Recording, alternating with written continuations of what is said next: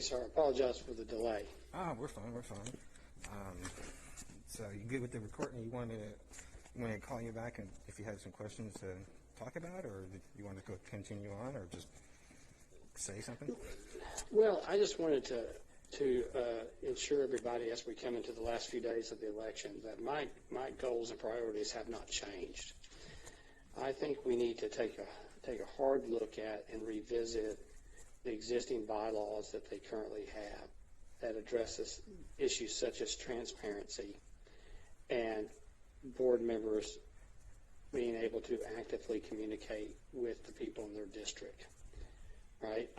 And so I think we need to revisit that, and I think I plan on continuing to explore a solar program that is beneficial not only to our members who have solar, as far as being paid back into the grid, but also as far as what also works out good for Tri-County. I think there's a way to make that happen where both parties win, and I just wanted to reassure people I haven't lost sight of those. No, I agree with that. I came across a piece of information with talking with a third party about you.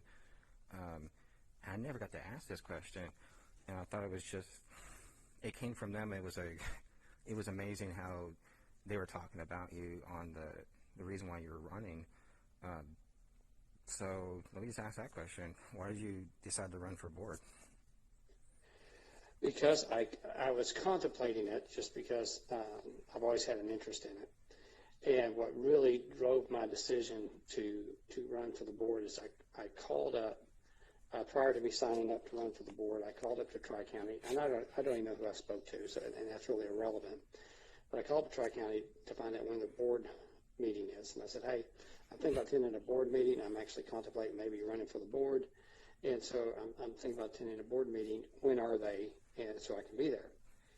And I was told that they weren't open for me to attend, and that our members weren't allowed to attend those board meetings. And when I asked why, they said because everything is talked in confidence. And I said, then how does a member address the board? And it was explained to me that there was a form that you had to fill out, I think they said 30 days in advance. And then that had to go to the attorney or to somebody to be reviewed. And then you got to come in and speak to the board for like 5 minutes. But after you said your piece, then anybody who was there to speak to the board had to leave the room so they conduct the board meeting. And fundamentally, that just seemed wrong to me. And that's really what, I guess, for lack of better terminology, pushed me over the edge to start to run. And that's exactly what I heard too. I thought that's the reason why I started the group, because I was about transparency and trying to get people aware of things. So I'm glad there's more people like me out there. I just don't understand why. And here's the thing, and I'm not accusing anybody of anything, but right. if the members or the general public don't know what's going on, then there's a natural tendency to suspect something wrong is going on. And by opening it up and being open and communicate and be transparent, it does away with those types of sentiments, right? And we just try to do everything in the open as much as possible. And again, I completely understand that.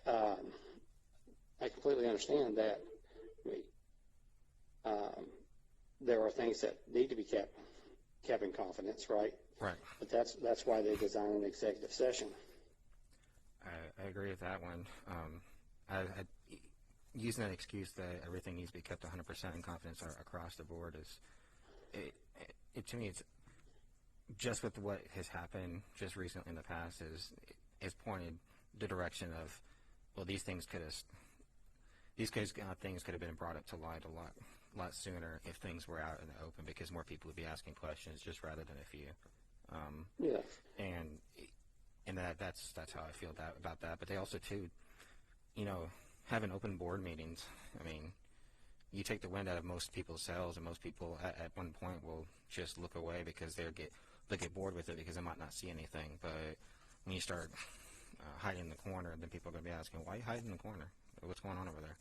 And it creates that situation. And then you might not be doing anything wrong, but then again, if you are, then you can't be you can't be checked on it, and that corruption can continue.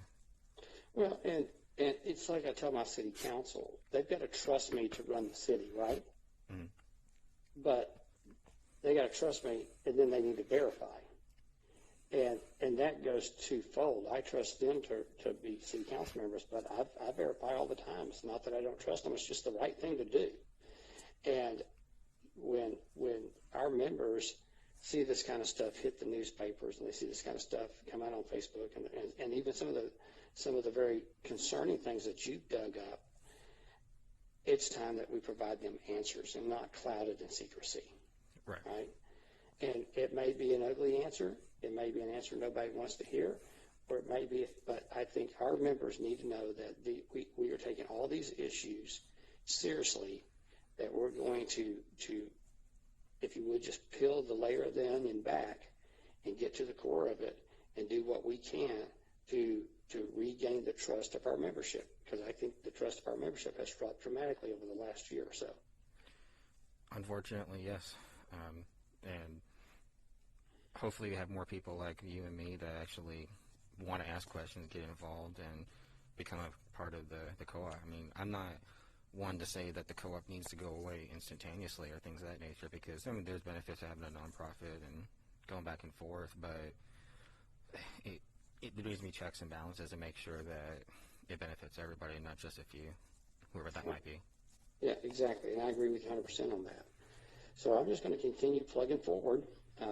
We'll know after Wednesday. I think everybody gets to hear what the vote is on October the 16th at the general meeting. Mm-hmm. So we'll know October the 16th. But I'm just going to keep plugging away at it, and I want to encourage people to even if they don't vote for me, get out and at least vote, because that's where the change occurs. We can't sit back and say, okay, we want all this to change, and then not be actively involved in that change. And the way most of our members can be actively involved in that change is to simply get out and vote. Correct. And I also, too, the next best thing is they get $25 for simply casting a ballot. Yeah. It doesn't matter who they cast it for, they still get $25. Right. So everybody. Given our recent electric bills, $25 is $25. Yeah, exactly. So, exactly. you know. So it can help everybody at that point.